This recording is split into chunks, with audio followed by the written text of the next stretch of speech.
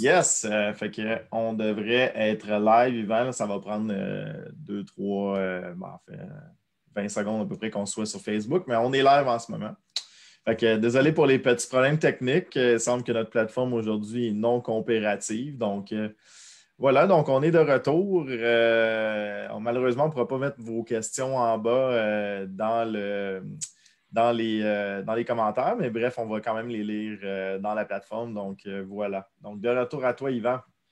Ouais, moi, je suis en train de setter là, les choses du côté Zoom. Merci, JP, d'avoir réagi rapidement.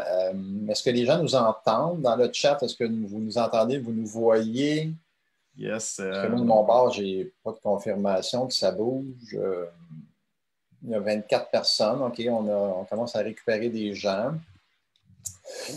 OK. Il y a quand même un petit délai. Ouais. Bon, hello. Bon, salut Léo. OK.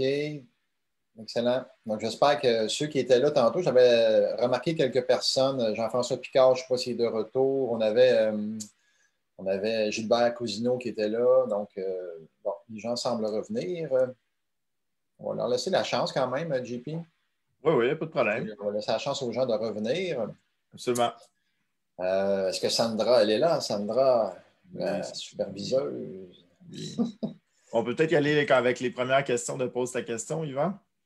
Ouais, là, j'ai plus dans le chat, mais je m'en souvenais vaguement. Là, tes études de ton bord. Je l'ouvre à l'instant. Donc, première question, David Dubé, quand vous faites des optimisations avec travaux de rénovation, quel genre d'entente prenez-vous avec votre contracteur? Cost plus 5, si oui, pouvez-vous détailler comment ça se calcule? 5 de tout, sinon prix clé en main ou autre. C'est une bonne question, David, au niveau des optimisations avec les contracteurs. C'est rare qu'ils vont rouler à cost plus 5, là, qui est quand même assez bas, là, disons-le. Là, donc, cost plus 5 c'est très rare que tu vas trouver ça. On peut y aller à l'heure. J'ai fait les deux. On peut y aller à l'heure comme on peut y aller au contrat. Dans la rénovation, c'est sûr qu'il va y avoir nécessairement des surprises, là, comme on le dit. C'est sûr qu'il y arrive toujours des petits imprévus, donc on finit par payer des extras. Mais moi, j'aime bien y aller sous contrat là, quand que le contracteur est à l'aise avec. Moi, j'aime bien y aller sous contrat. Et c'est important dans le contrat de mettre une date de fin puis une pénalité si on n'atteint pas cette date de fin-là. Donc, on se fait prendre à chaque fois. Le contracteur a un autre job. Là, finalement, il finit par ne pas faire le logement. Et là, qu'est-ce qui arrive? C'est qu'on perd malheureusement des précieux loyers. Donc, on peut le faire comme ça.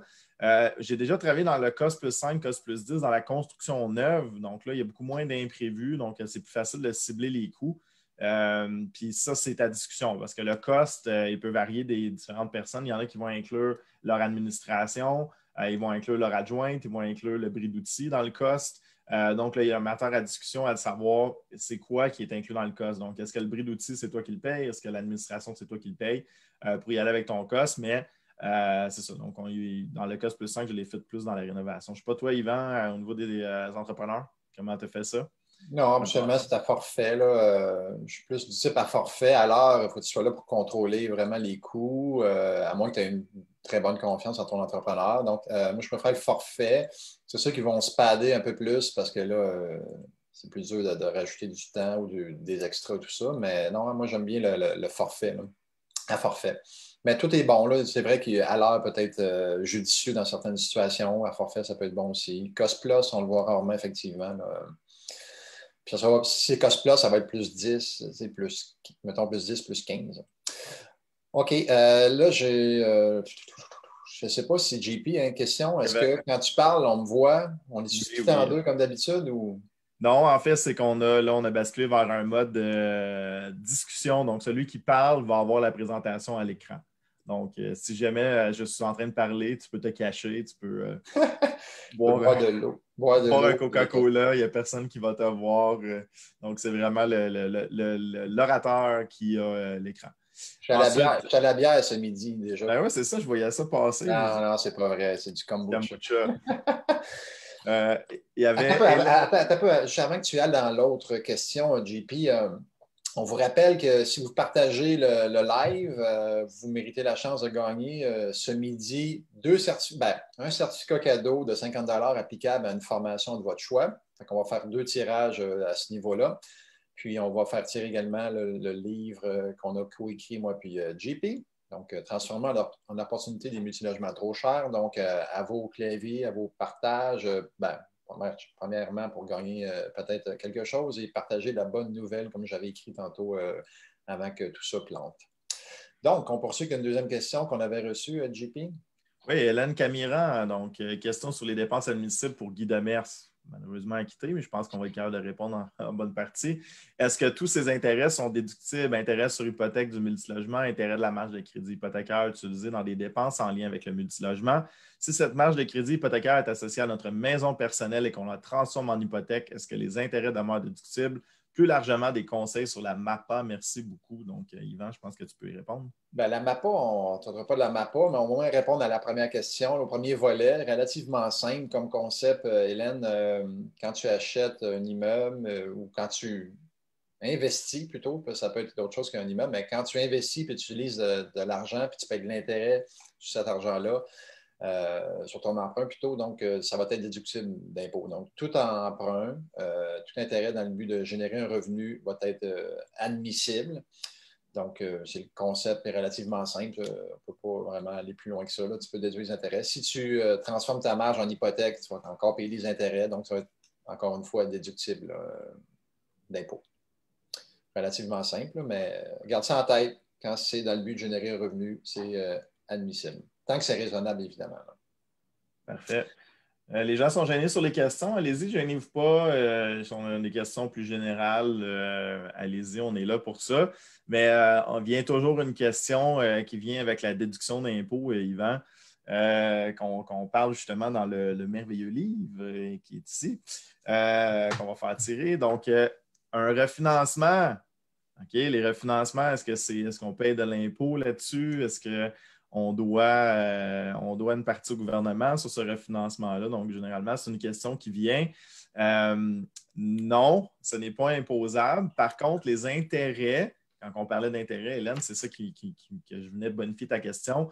Les intérêts, si on continue de prendre cet argent-là et investir les fonds dans un autre placement, les intérêts vont rester déductibles. Si on prend cet argent-là et on s'achète un bateau, par exemple, ben là, les intérêts ne seront plus déductibles parce qu'on l'utilise de façon personnelle, mais on ne paiera quand même pas d'impôt sur le refinancement. C'est une dette. Donc, c'est une des joies de l'immobilier, c'est les refinancements ne sont pas imposables, qui sont une joie, mais malheureusement, quand on cherche des immeubles, souvent les gens ils préfèrent les refinancer presque jusqu'à la mort plutôt que de les vendre parce que généralement, c'est plus profitable de les refinancer parce que justement, on évite l'imposition sur la dette. Voilà. Des gens qui sont activés dans le chat. Je vois des gens, des habitués, des gens du coaching qu'on salue. Je n'aimerais pas tout le monde, mais il y a Nathalie Simard là, du lac qui nous dit que maudit qu'elle a hâte d'être en personne pour en prendre une vraie. J'imagine qu'elle fait référence à la bière ou à la fausse bière que j'avais entre les mains. Donc, OK. Puis, JP, ce qui est un petit peu plate ce midi, c'est qu'on a un délai là, de 20-30 secondes. Hein?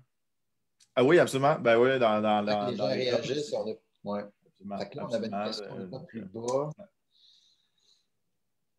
Robert Gaucher, est-ce que ça vaut la peine d'installer 4 thermopompes dans un 4 logis mal isolé pour faire baisser le compte d'hydro des locataires? A priori, j'aurais tendance à dire non. Là. Les coûts que ça implique et tout ça, on sait qu'il n'y a pas de retour cash on cash et que les thermopompes seront à remplacer entre 10 et 15 ans plus tard. Donc, ça vient de répondre, dans le fond, à la question. Est-ce que ça augmente la valeur marchande, sachant qu'un 4 logements est évolué selon les comparables et non les revenus? Ben oui, ça peut peut-être aider un petit peu là, dans tes comparables à donner un peu de valeur. Mais tu sais, comment ça va te coûter? Dépenses de 20 000 plus isolation de l'entretoit, qui coûte 5 000, subvention de 6 600, chauffé vert, un autre climat. Bon, moi, je ne mettrais pas d'argent là-dedans, mais peut-être JP a une opinion, une expérience. C'est rare là, qu'on installe des thermopompes dans un multilogement. Oui, on va installer une thermopompe dans les logements luxueux. OK, petit bémol, là, parce qu'on peut chauffer évidemment, puis on peut climatiser avec une thermopompe. Elle fait les deux. Dans les logements luxueux, ça vaut la peine.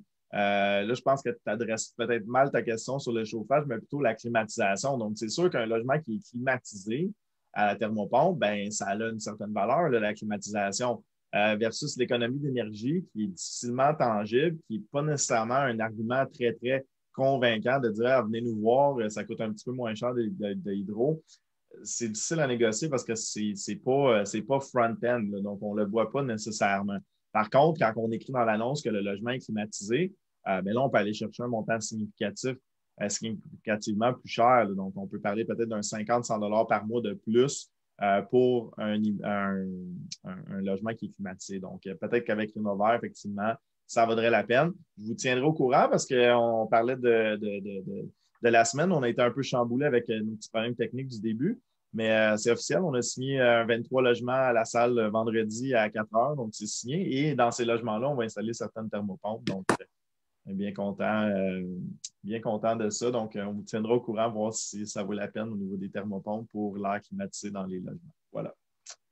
Yes. De retour à toi, Yvan. Merci, JP, de la bonification. Mathieu Vincent, pourriez-vous refaire un topo général sur la subvention du vendeur? Je ne me souviens pas si tu étais dans le coaching, Mathieu. Si tu es dans le coaching, ben, tu vas pouvoir discuter de ça avec ton coach. Mais la subvention du vendeur, c'est un concept qui est quand même assez long à expliquer puis qui ne fera pas l'objet du questions et réponses. On garde ça pour vraiment les gens qui sont dans le processus du coaching. Balance de vente relativement simple. Une partie de la vente est financée par le vendeur, donc il participe au financement. Évidemment, il faut négocier certaines conditions avec lui de taux d'intérêt, de durée de remboursement et tout ça. Puis, est-ce qu'on va faire des paiements de capital seulement ou d'intérêt seulement ou capital et intérêt?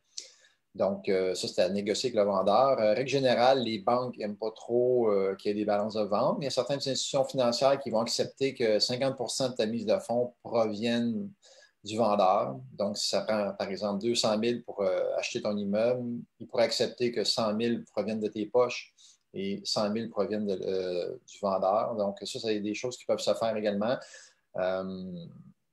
Donc, balance de vente, évidemment, si les conditions sont défavorables pour vous en termes, mettons, par exemple, de taux d'intérêt, c'est élevé, bien, ayez un plan de remboursement rapide parce que ça peut monter vite en termes d'intérêt à payer. Donc, et voilà, JP, tu veux rajouter quelque chose là-dessus en ce Q&R? Non, c'est pas mal complet. On peut sauter à la prochaine question. Il y avait Samy qui disait est-ce que je peux déduire mon laptop que j'utilise pour faire la comptabilité dans mes immeubles à revenus? Le gars de l'agence de revenus me dit que non. Je suis surpris. C'est sûr qu'on n'a pas Guy Demers avec nous, mais par expérience, normalement, c'est sûr que là, ça tout dépend de ton emploi, là. Qu'est-ce que tu fais? Est-ce que tu as déjà besoin d'un laptop pour qu'est-ce que tu fais? Donc là, ça vient juste complémenter ou est-ce que tu n'as pas besoin d'ordinateur à la maison pour le faire? Donc, écoute, sous toute réserve, moi, je les ai passés. Yvan, toi? Ben là, je pense que Samy, ce qu'il veut dire ou ce que tu as vécu, c'est que tu as peut-être tenté de le passer à la dépense courante, mais c'est une dépense genre que tu vas amortir, tu vas je ne suis pas comptable, là, mais tu vas pouvoir l'amortir, mettons, je ne sais pas c'est quoi la durée là, de laptop, là, mais chacun des biens que tu as ont des durées amortissables différentes. Donc, un laptop, tu ne pourras pas le passer à la dépense courante, de ce que je sais, mais tu vas pouvoir déduire, mettons, 20 pendant 5 ans, par exemple. Fait que d'après moi, c'est ça que tu t'es fait refuser, peut-être une dépense courante. OK? Ah. Là, je cherche le terme, là, mais c'est peut-être capitalisable, mais en tout cas, ce n'est pas le terme. C'est une Oui, c'est pas immobilier. capital. Oui, je te suis. Ben oui, bon point, Yvan. Je n'ai pas les termes, je ne suis pas comptable, je n'ai pas les termes exacts, mais c'est ça. On ne peut pas le passer, d'après moi, à la dépense courante. Il y a peut-être un comptable ici dans la salle, quelqu'un qui a les termes plus exacts, là, mais ça va revenir en cours de live. Il y avait Freddy Gonzalez, ensuite, Yvan, qui disait le prix que prend la SCHL pour le financement d'un sixplex, la valeur économique ou la valeur marchande? Ben, ça va être la valeur économique dans un 6 logements. Alors, il y a des banques, il y a certaines institutions financières qui vont accepter de te le financer. Si, mettons, que tu es en conventionnel, ils pourraient peut-être prendre la valeur marchande pour un 6, mais la SCHL vont y aller avec la valeur économique là, quand c'est un 5 et plus, un 5 logements et plus. Absolument. Donc, juste pour dire, pour bonifier là-dessus, Freddy, tu sais, la SCHL, c'est un organisme gouvernemental. Donc, les règles sont comme ça, là, et ça ne déroge pas. Là, à moins qu'il y ait un prêt majeur là, de plusieurs millions de dollars, là, où est-ce que là, les règles peuvent déroger légèrement. Sans ça, là, mettons, je sais pas, le 64 logements et moins, là, c'est comme ça, c'est fonctionnaire, c'est comme ça que ça fonctionne. Donc, les ratios de couverture de dette sont là, les amortissements sont là, sont respectés. Et il faut rentrer dans cette valeur économique-là, là, selon la RCD ou leur taux leur TGA de financement également. Comme tu disais, Yvan, au niveau du conventionnel, dépendant de la banque, on a beaucoup de flexibilité possible là, selon la relation que tu as avec ton banquier, selon le type de scénario, qui est l'emprunteur derrière aussi. Ça va varier beaucoup. Voilà. Good. Denis Dado, je ne sais pas dans quelle région touristique que tu parles par rapport à ta question. Peut-être Charlevoix. Hein? Il y a des gens qui s'en vont à Charlevoix tantôt. Une belle région touristique. Que pensez-vous de transformer un 7 logements en location court terme car dans une région touristique? Moi, je n'ai pas d'expérience en location court terme. Il faudrait voir aussi ce que tu entends par court terme en bas de 31 jours. Là. Si on parle de Airbnb, un petit peu plus difficile par les temps qui courent. À Montréal, c'est sûr que c'est en grand centre, c'est plus difficile parce que c'est très réglementé, mais en région, ça pourrait être vraiment une belle option. Par contre, là, si les gens respectent la région dans laquelle ils se trouvent présentement par rapport au COVID, ils ne changeront pas de région, donc ça va être plus dur, mais il y a des gens qui s'en foutent un peu, puis qui vont changer de région, puis qui vont aller louer à court terme dans des régions touristiques. Oui, ça pourrait être bon tant qu'à moi. Là, dépendamment c'est où, évidemment, là, où est-ce que ton immeuble est. JP là-dessus? Oui, absolument. Ben, comme tu disais, Yvan, sous toute réserve, là, on n'est pas des experts de location court terme là, pour l'avoir fait un peu. Ma conjointe Sandra aussi le fait un peu au niveau du Airbnb. La seule chose que je ferai attention, là, c'est au niveau de la réglementation, tu l'as dit, Yvan, donc c'est rendu qu'il faut afficher son numéro de la CTQ dans notre annonce Airbnb. C'est Revenu Québec maintenant qui fait les audits, donc qui fait les inspections, donc beaucoup plus strict au niveau de la réglementation. Donc, s'assurer qu'on rentre dans la réglementation, je pense que c'est très important. Autre chose qu'il ne faut pas oublier aussi, un 7 logements résidentiel qu'on transforme purement en Airbnb, donc à utilisation de plus que 90 court terme, votre immeuble à la revente va devenir taxable. Vous venez de changer un logement résidentiel en un logement commercial, un édifice plutôt commercial. Donc, il faut faire attention avec ça. Au niveau du changement de règles. Donc, voir un fiscaliste, là, sous toute réserve, comme je dit, on n'est pas spécialiste, mais il faut faire attention à ces règles-là ici. Voilà. Yvan, de retour à toi. Excellent. Il y avait Robert qui précisait que les comptes d'hydro de son 4 logements, 4,5, 1 200 6,5, 2200. On n'a pas la proportion là, de combien 4,5 et 6,5, mais c'est quand même assez élevé. Là, si on parle peut-être de 8 à 10 000, 8 000 à peu près par année de compte d'hydro. Quand même assez élevé là, pour un 4 logements. Fait que c'est dur, Robert, de donner une réponse. On n'a pas les chiffres totaux, là, mais JP, as-tu. Bon, ça dépend. Encore là, est-ce que ça cause problème à ta location? Là, si on revient à la thermopompe encore, est-ce que ça cause problème à ta location? Puis combien vas-tu sauver? L'isolation, c'est extrêmement rare qu'on va toucher à ça dans les logements parce que ça coûte extrêmement cher faire ça. Il faut arracher les murs, remettre l'isolation, regypser et tout. Donc, c'est très, très coûteux passer par ce processus-là. Donc, est-ce que ça nuit à ta location? Oui, non. Moi, je te dis que tu es beaucoup mieux de miser sur ta climatisation que ton chauffage par thermopompe. Là. Et donc, voilà. Excellent. Fait qu'il y a des gens qui disent bravo, JP, pour ton acquisition. Merci. Merci. Yes. Anas de Québec, on salue, qui est quelqu'un du coaching. Remise en argent, certaines banques font cela, mais est-ce que ça vaut la peine? Premièrement, pour savoir quelle banque le fait, Anas, on va peut-être expliquer avant c'est quoi la remise en espèces pour ceux qui ne savent pas.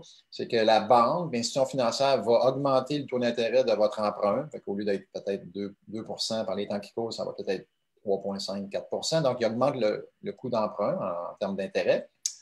Mais en échange, ils vont vous remettre un montant qui peut varier entre 2 à 7 dépendamment des institutions financières. Je me suis laissé dire qu'il y en avait qui allaient jusqu'à 10 certaines institutions financières. Donc, quelle banque fait la remise en espèces? Allez sur ratehub.ca, puis tu peux l'écrire dans le chat, JP. Donc, ratehub.ca, donc ratehub.ca. Ça va vous permettre de savoir quelle banque fait la remise en espèces. Et est-ce que ça vaut la peine, oui ou non? Anna, ça dépend de ce que tu fais avec ton argent. Tu sais, si tu prends le 25 000 que tu as eu de remise en espèces de la banque, puis tu t'en vas au casino, je prends un bon move. Si ça va t'acheter un cinéma maison, c'est pas nécessairement un bon move. Mais si tu fais de quoi d'intelligent avec, comme peut-être payer des cartes de crédit qui roulent à du 18 depuis un certain temps, peut-être rembourser une balance de vente qui est à gros taux, t'en servir comme coussin peut-être pour un imprévu ou je sais pas, payer une dette de consommation ou peu importe. Donc, ça peut valoir la peine. Mais si c'est pour faire un flip, oublie ça, c'est pas avantageux. Il faut que tu gardes ton immeuble quand même assez longtemps, 5 ans en règle générale. Et ça se fait dans le CCPLU aussi. Mais il y a certaines banques qui ont des limites de montant. Là. Tu sais que si tu empruntes 1 million, puis tu fais la remise en espèce de 5 puis ça fait 50 000, il y a certaines banques qui vont dire, nous, maximum 25 000. Okay? Donc, certaines banques ont des restrictions en termes de montant, absolu en termes de montant qu'ils vont te remettre. JP là-dessus? Non, c'est pas mal ça. Écoute, il avait bonifié un peu en disant est-ce que c'est mieux de demander aux vendeurs de faire les rénaux? Ben là, si les vendeurs font les rénaux, est-ce que tu vas avoir le même prix de vente? Donc, Ben, pourquoi pas faire les deux?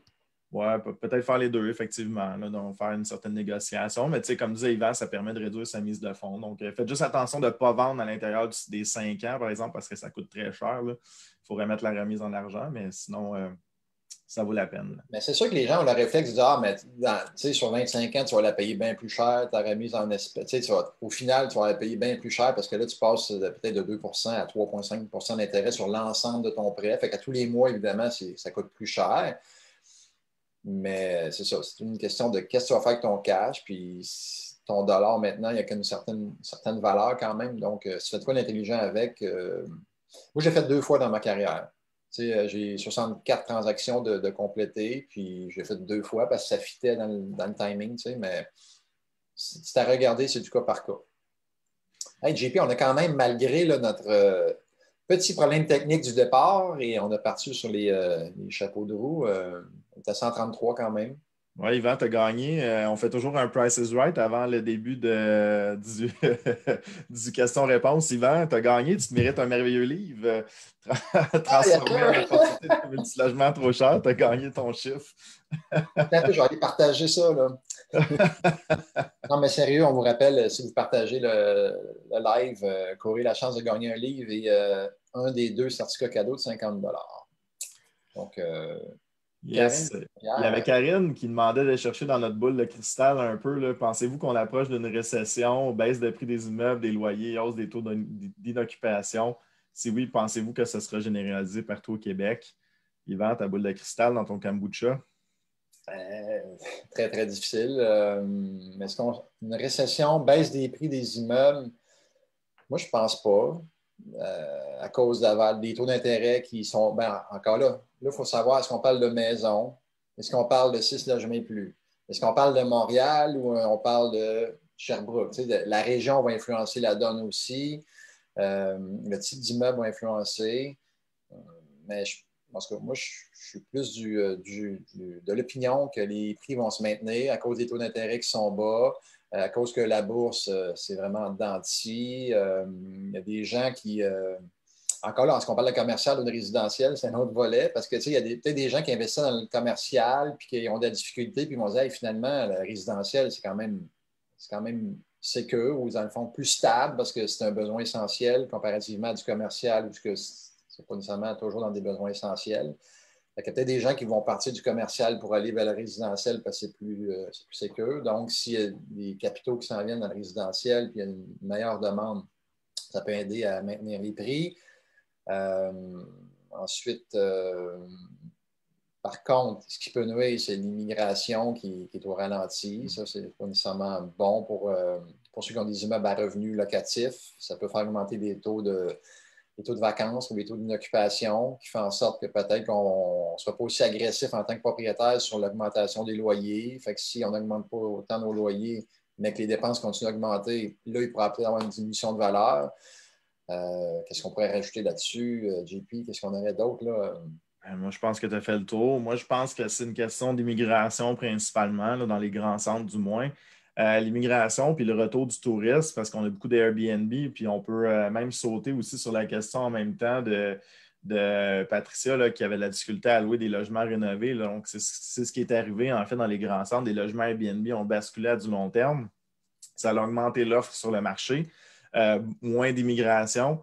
Donc, dans le beau logement, là, on voit là, que ça ne bouge pas beaucoup à cause de tous ces phénomènes-là. Donc, dans les grands centres, si je peux me permettre, parce que je regarde qualifier le reste du Québec, il faut que l'immigration revienne pour mettre une certaine pression sur le marché du logement et donc créer une certaine rareté là, au niveau des logements et des immeubles bien placés. Donc, tant qu'à moi, tant qu'il va y avoir de l'immigration positive, pensez-y, à chaque fois qu'il y a une famille ou un immigrant qui rentre au pays, il a besoin d'un toit, c'est le besoin essentiel. Donc, on a besoin de générer un toit. Donc, il faut subvenir à la demande. Puis, on est encore, il faut le noter aussi, Yvan, on est encore sous-évalué par rapport au reste du Canada, là. Donc, le Québec, Montréal, on est encore bien en deçà de la moyenne nationale au niveau du logement. Donc, on a beaucoup de chemin à rattraper qui a un énorme potentiel également dans le parc immobilier en ce moment à Montréal. Encore dans la situation actuelle, on peut rénover et doubler des valeurs de logement. Là. Donc, il faut tenir ça en considération. Là, Karine, c'est une question qu'on nous pose souvent.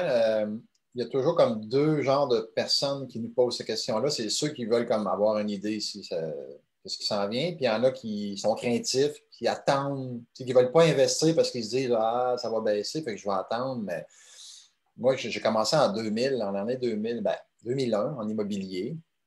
Puis il y a des gens qui me disaient à l'époque ah, je vais attendre, ça baisse, ça ne peut pas toujours aller bien comme ça. Puis ça a toujours monté depuis ce temps-là. Puis les gens, il y en a peut-être qui attendent encore que ça baisse. Attendez pas que ça baisse. Soyez plus prudents. Faites vos analyses comme il faut. Peut-être faire un meilleur profit à l'achat pour vous prémunir d'une baisse éventuelle. Mais donc, moi, je ne m'empêcherai pas. Je ne sais pas si c'est ton cas, Karine, mais je ne m'empêcherai pas là, d'acheter parce que peut-être ça va descendre. Puis de toute façon, si ça descend, on perd en valeur, mais sur papier. Fait que tant que vous n'avez pas vendu, c'est une perte théorique. On attend que ça remonte éventuellement parce que c'est cyclique. On sait que l'immobilier est cyclique. Évidemment, ça dépend de votre âge aussi. Là, si vous avez 22 ans, vous avez le temps que ça descende puis que ça monte une couple de fois, c'est pas grave. Mais si on achète à 68 ans puis ça se met à descendre, là, c'est peut-être moins le fun. Donc, il y a ça aussi à considérer dans l'équation. Dernier point, pendant que tu cherches la prochaine question, Yvan, on a fait des recherches justement pour le livre. Hein, c'est intéressant. JLR a fait des recherches sur l'immobilier au Québec depuis 1986.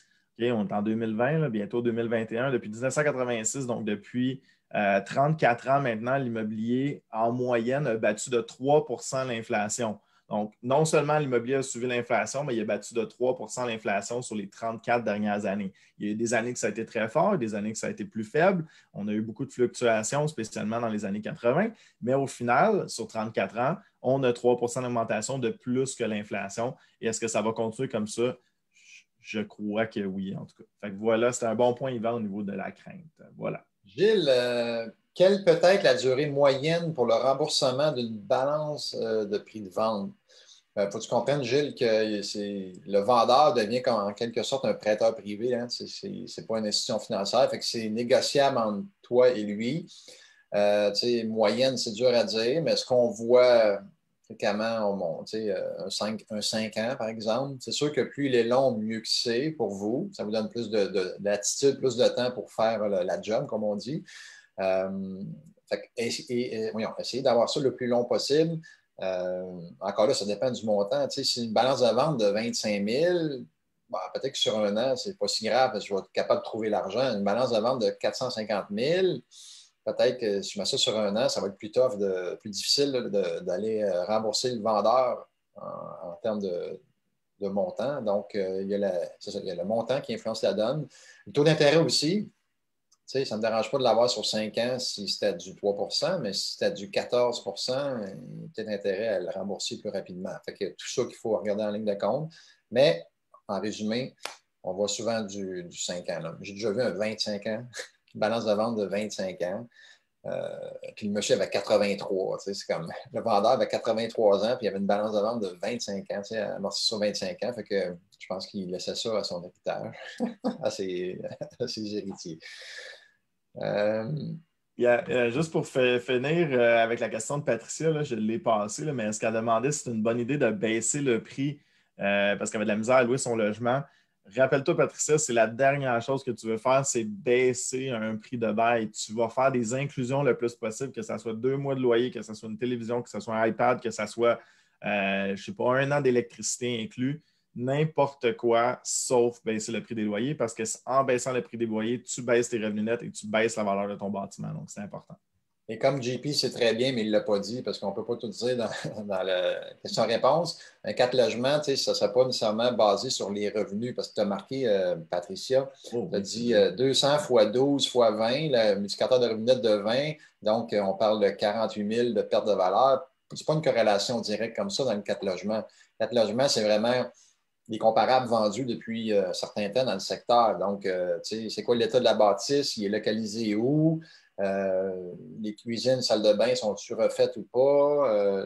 L'âge de la bâtisse influence la donne aussi. Fait que garde en tête qu'il n'y a pas une corrélation directe entre tes revenus et ta valeur. OK? Donc, absolument, Yvan. Merci. Bon point. J'avais lu la question en diagonale. Merci de m'avoir corrigé. chacun son tour. Ah, C'est pas une correction, c'est une bonification parce que dans le feu de bonification. l'action, des fois, on. Ouais, on lit en diagonale, effectivement, c'est le quadplex. Il y avait Esteban. Bonjour, quels sont les éléments importants à regarder lorsqu'on recherche un bon prêteur privé pour notre projet? Je pense que tu as eu des mauvaises expériences, toi, Yvan, avec des prêteurs privés, hein? Oui, non, ça a bien été. Non, mais il y a longtemps, là. Il y avait longtemps où est-ce qu'il y avait eu des frais de dossier. J'ai pas un souvenir où il y avait quelqu'un qui avait donné des frais de Ah, OK. dossier. Ouais, ouais, ouais. Mais ça, c'était un faux prêteur C'est privé. ça, exact, exact. Donc, pour les besoins de la cause, ça n'a pas, c'est pas nécessairement le point de la question, là, mais j'ai déjà eu des frais de dossier à payer à un prêteur privé. Il demandait, mettons, à l'époque, je pense que c'était 2 000 de frais d'ouverture de dossier pour analyser le dossier. Fait que donne 2 000 au prêteur, en tout cas, parce que je pense être un prêteur. Puis après, une semaine ou deux, il dit, ah, ça ne fonctionnera pas là, parce que ça ne rentre pas dans mes critères d'investissement, tout ça. Fait que, je connaîtrais un prêteur alternatif à Toronto qui te ferait ça.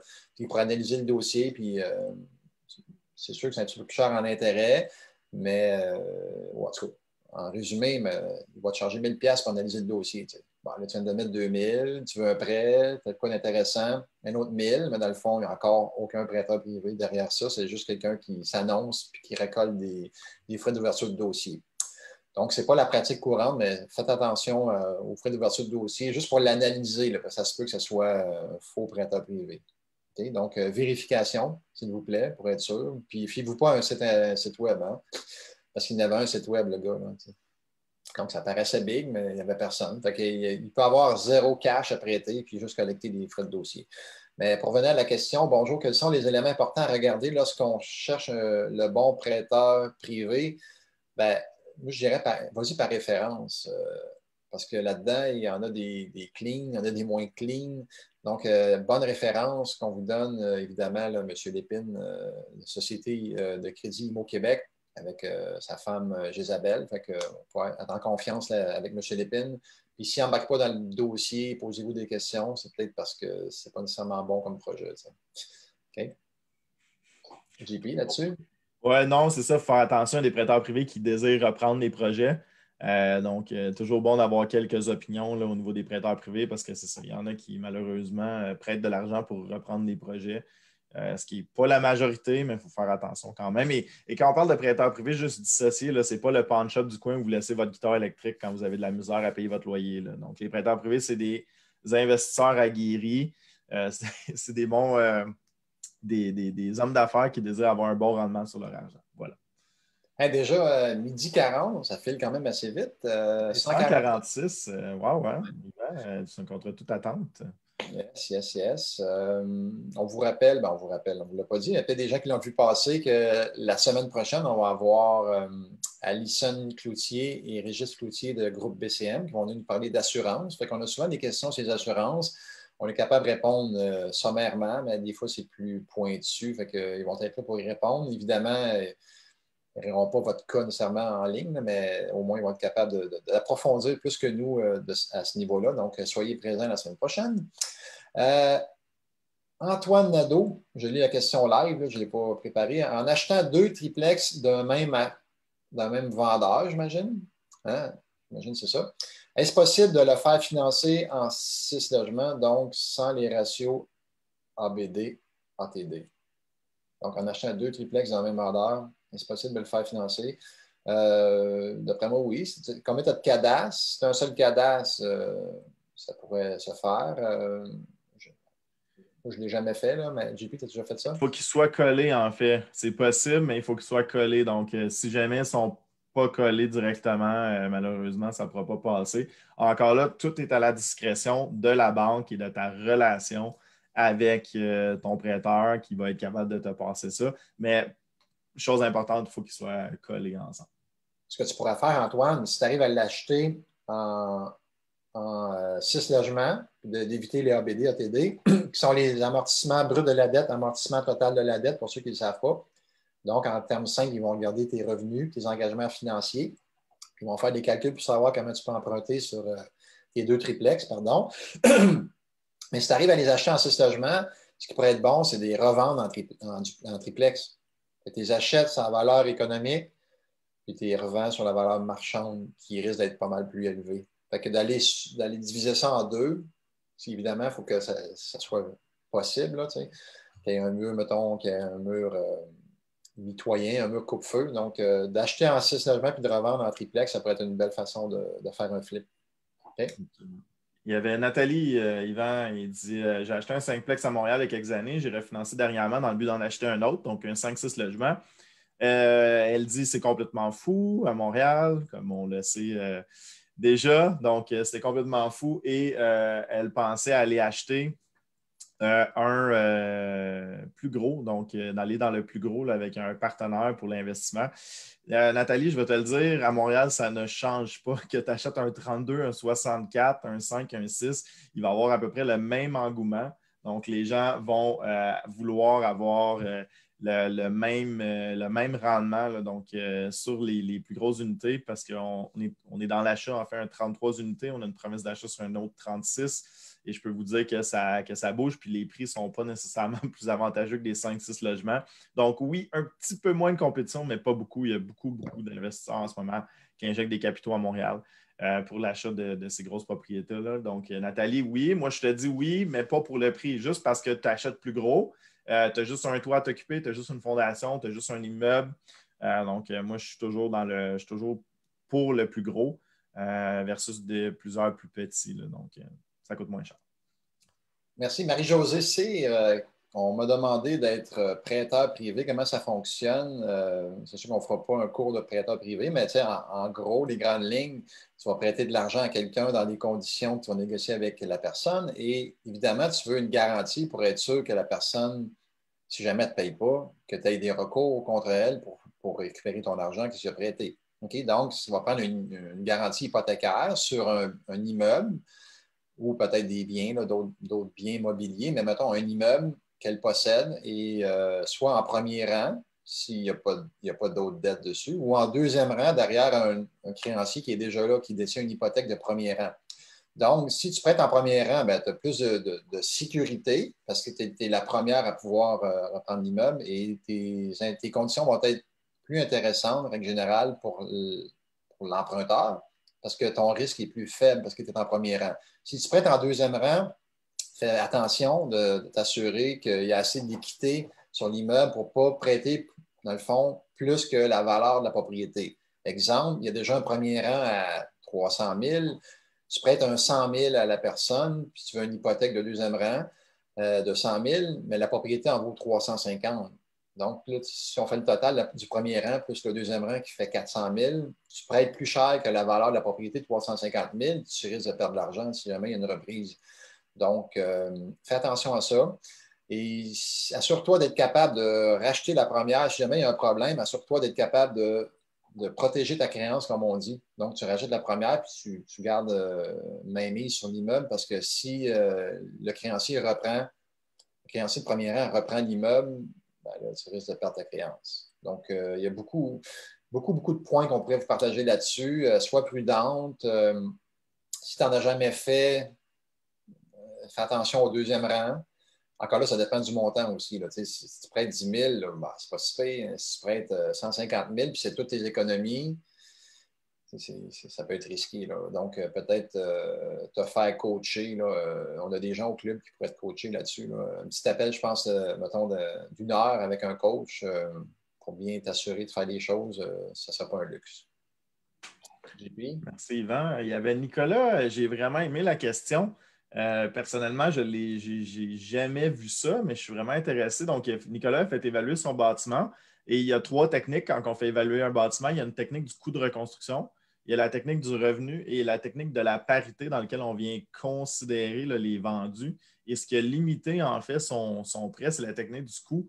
Euh, pour être honnête, c'est la première fois que je vois ça. Généralement, les évaluateurs vont s'arranger pour que la technique du coût, avec la dépréciation dans le temps, qui est vraiment une technique là, approximative, va venir matcher un peu la parité ou le revenu. C'est sûr que ce n'est pas un immeuble qui est dans les grands centres, là, Nicolas, parce que je vois si la technique du revenu, la technique de la parité se ressemble. Donc, c'est peut-être un immeuble qui a besoin d'amour, mais normalement, il aurait dû être considéré dans la parité. Mais effectivement, c'est un immeuble qui aurait besoin d'amour, donc il faudrait injecter des capitaux là, au niveau de la pérennité du bâtiment. C'est ce que je verrais. Je ne sais pas si Yvan, tu voulais rajouter quelque chose. Je t'ai vu intervenir.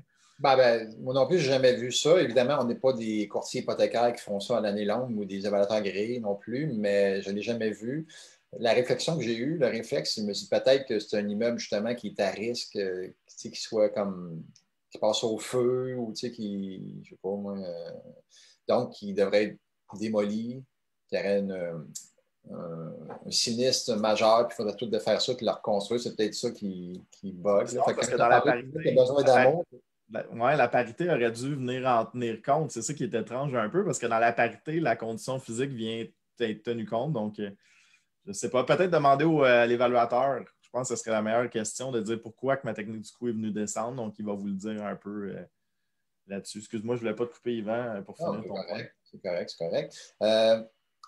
On a reçu les gagnants qu'on va donner bientôt, là. Donc, les gagnants des certificats cadeaux puis du livre. On poursuit avec les questions.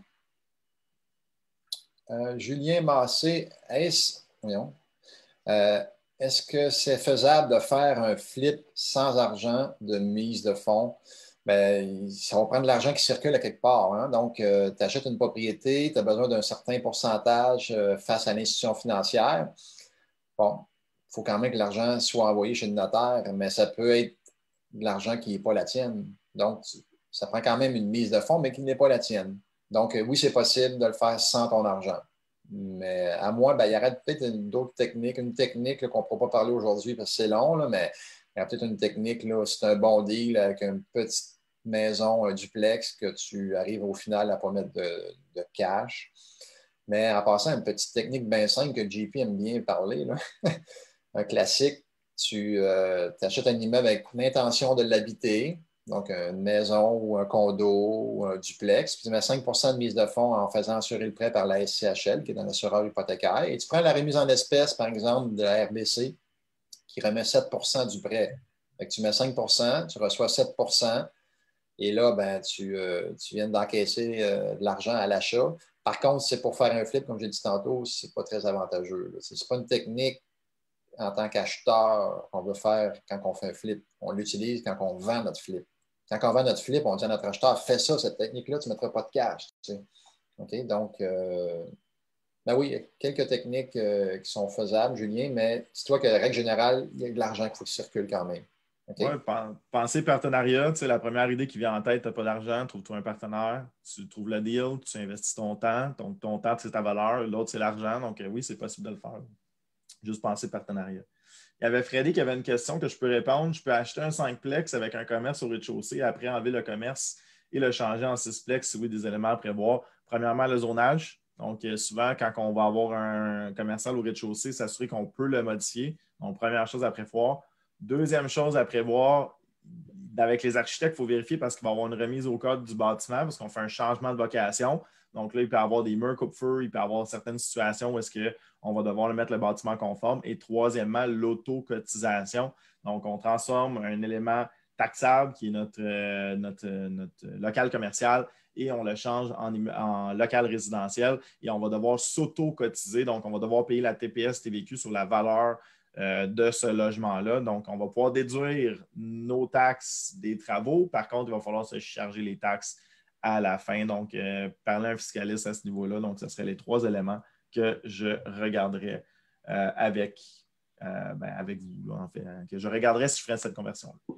Il y a Patrice Robitaille, c'est ça, Patrice Robitaille qui dit qu'il avait partagé au début du live, qu'il l'a refait au cas où. Ben, tu as bien fait, Patrice, parce que ton action de 30 secondes, tu l'as fait à 6 000 $ de l'heure. Ça rapporte 50 $ de certificat cadeau. Fait que 50 $ pour 30 secondes, même pas. Tu partages. Fait que, si on remet ça au taux horaire, bravo. Fait que Patrice, tu gagnes un certificat cadeau de 50 $ applicable sur une autre formation. On va donner les deux autres gagnants tantôt. Patrice Joe. Robitaille, bravo. Joe. Yes, Joe qui avait partagé également, merci. Il y avait Robert qui est en feu dans ses questions. Il dit avec des délais de 3-4 mois pour la réponse de la SCHL, en passant, ça diminue un peu, là, juste pour être un peu optimiste. 3-4 mois, c'est vraiment dans les plus longs. Là. Mais quelle est la meilleure stratégie pour acheter ces temps-ci pour ne pas que notre offre soit mise de côté par le vendeur car à cause de délais trop longs? Vas-y conventionnel à l'achat idéalement, plutôt qu'y aller à la SCHL. Sinon, ce que tu peux faire, c'est ça serait créatif, il faut juste faire attention. On pourrait y aller dans un financement conventionnel au départ. Donc, tu aurais une lettre d'acceptation conventionnelle, un notaire, par exemple, dans 120 jours. Généralement, si la condition de financement est levée, le vendeur peut accepter un certain délai pour le notaire parce qu'il sait que la transaction est conclue. Et là, essaie d'aller chercher ton financement SCHL entre-temps. Donc, ça pourrait être une petite stratégie pour l'attente, disons, de la SCHL. Donc, Robert, tu pourrais faire ça, délayer un peu ton notaire. Ensuite, il y avait Samy, est-ce que vous réussissez à trouver encore des immeubles à revenus avec des ratios raisonnables? J'ai juste le goût de faire ça, mon ami. Regarde ça. Transformer en opportunité des multilogements trop chers. C'est toujours trop cher. Depuis qu'on investit en immobilier, comme disait Yvan, tout le monde trouve ça tout le temps trop cher. Il n'y en a pas de deal, il n'y en a pas de deal. Et finalement, qu'est-ce qui arrive? Justement, dans les recherches qu'on a faites avec dans notre livre, on a remarqué qu'il y a toujours le même nombre de transactions, même si c'est toujours trop cher. Donc, si vous dites que c'est toujours trop cher, arrêtez de dire ça. Changez votre méthode de prospection. Éduquez-vous sur les possibilités d'optimisation également. Ça peut commencer par le livre, ça peut commencer par une formation au club, mais dites-vous qu'il y a toujours le même nombre de transactions, donc il y a toujours autant de gens qui s'enrichissent dans l'immobilier. Et si vous dites que c'est trop cher, vous êtes en train de passer à côté de ça. Donc, changez votre mindset, changez vos méthodes, vous allez finir par en trouver des deals et dites-vous que s'ils sont chers, puis vous les achetez, bien, ils vont être chers, puis ils vont prendre de la valeur chère dans le temps aussi. Hein? Voilà. Hey, JP, juste pendant que je réponds à Abderrahim, juste sortir les formations qui s'en viennent, OK? Parce qu'on ne les a pas à l'écran comme d'habitude. Donc, est-il plus rentable pour un premier flip de le faire comme particulier ou s'incorporer? Évidemment, la réponse d'avocat, c'est ça dépend, là, ou du fiscaliste, ça dépend. Ça dépend par rapport à quoi. Tu sais, si on parle de protection de ton patrimoine, tu es mieux de t'incorporer parce que la société, l'incorporation, elle a son propre patrimoine. Fait que tu protèges tes actifs, tes acquis personnels. Fait que dans un mode de protection, je te dirais incorpore-toi. D'un mode fiscalité puis sauver de l'argent pour en donner le moins possible à l'impôt, je dirais aussi de t'incorporer, règle générale, mais là, ça dépend de tes revenus personnels que tu déclares. Parce que, exemple, tu déclares 100 000 par année personnel, puis tu rajoutes un 100 000 de profit de flip. Fait que là, tu tombes à 200 000 de revenus annuels. Là, tu vas payer un gros pourcentage d'impôt. OK? Mais si tu déclares, je ne sais pas, 20 000 par année parce que tu es étudiant ou tu n'as pas un gros salaire, là, tu rajoutes un 100 000, tu vas tomber à 120 000, donc ton impact va être moindre. Tu vas payer moins d'impôts que si tu es à 200 000. Donc, plus tu déclares de revenus annuellement, plus tu payes d'impôts. Fait que ça dépend de ton revenu déclaré annuellement, puis de ton profit aussi de ton flip. Parce que si tu as un flip à 20 000, ça ne changera pas grand-chose sur tes revenus personnels. C'est un bracket d'imposition personnelle. Encore un autre point à considérer, est-ce que l'argent doit demeurer dans la compagnie ou pas? Parce que si tu fais dans la société, tu vas avoir un petit taux d'imposition d'environ 20 on fait un arrondissement à 20 mais si l'argent demeure dans la compagnie, c'est bien. La compagnie paye 20 d'impôts, mais si tu sors l'argent pour la mettre dans tes poches pour en vivre, là, tu vas avoir une double imposition Donc, soit on te verse un salaire ou un dividende ou un bonus, un boni.